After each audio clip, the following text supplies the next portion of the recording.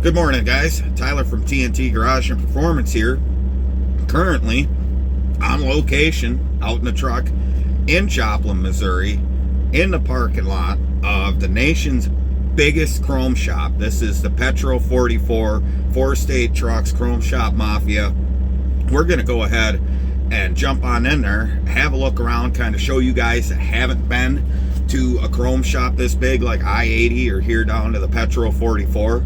Show you what it's about. It's a trucker heaven. For me, I've got a lot of vices. It's trucking, cars, you name it, summit racing, chrome shops, anything like that. Just get my bag and I'm going to show you guys some of the cool stuff. Maybe I'll walk out with some stuff, maybe I won't. It's like going into farm and fleet. You know, if you're up from the Midwest or Fleet Farm, you don't go in there for any specific reason, but you always leave with something. So we're going to jump out, go in there, look at a lot of neat chrome, a lot of lights. This place is amazing. There's a couple custom trucks in there.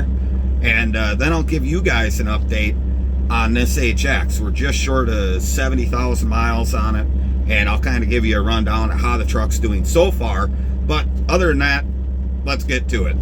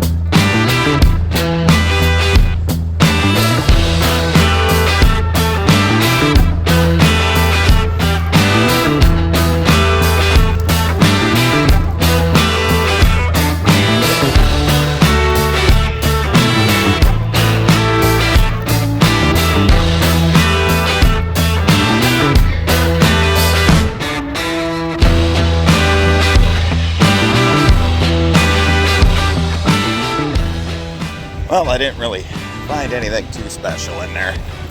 Nothing I could stick on the old HX. I did get a cup of coffee though, which admittedly is not the best thing I've ever got out of there. So we will get back into the truck and conclude this video or whatever I'm doing here. Also, a little update on the HX. We got the bumper on it. This is a herd.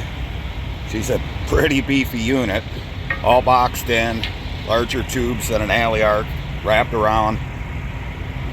She's pretty sturdy, and I think it really sets off the look of this truck.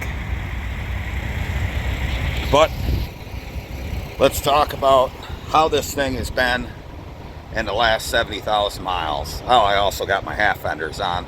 Those are minimizer units. They're actually plastic, but they're pretty nice. Everything's all cleaned. I went to the Streak and Beacon last night, got her all shined up. I hate having a dirty truck.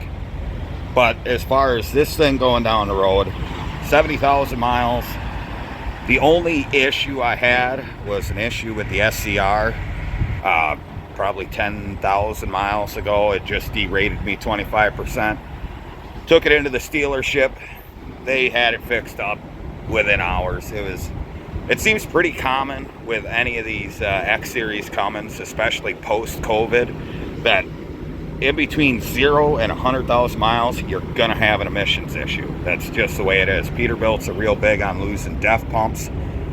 This one, I believe, was a NOx sensor or something, cooling it.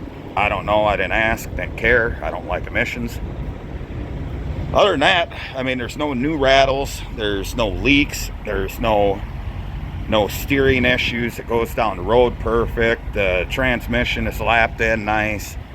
And we're averaging 6.5 to 6.8 miles to the gallon. Now, I know a couple people have said, oh, well, that's nothing to brag about. Well, okay, nothing to brag about in a truck like that. In a truck like this, that's got the frontal area of the USS Enterprise, yes, because 75% of my miles, I'm loaded. I'm not doing 50% loaded miles.